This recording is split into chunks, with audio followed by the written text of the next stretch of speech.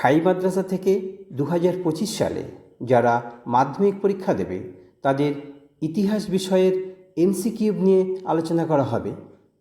আজকের ভিডিওতে ইতিহাসের সাধারণ ইতিহাস বিভাগের এমসিকিউয়ের প্রথম সেট দেয়া হচ্ছে। এখন থেকেই মন দিয়ে প্র্যাকটিস করলে এমসিকিউয়ে খুব ভালো নাম্বার পাওয়া যাবে। 1. হিকির বেঙ্গল গেজেট প্রকাশিত হয়েছিল 1780 খ্রিস্টাব্দে। 2. ভারতের প্রথম আধুনিক মানুষ ছিলেন রামমোহন রায়। 3. বর্তমান ভারত কে রচনা করেন? স্বামী বিবেকানন্দ। 4. সুই মুন্ডা কোন বিদ্রোহের সঙ্গে যুক্ত ছিলেন? কোল বিদ্রোহ। 5.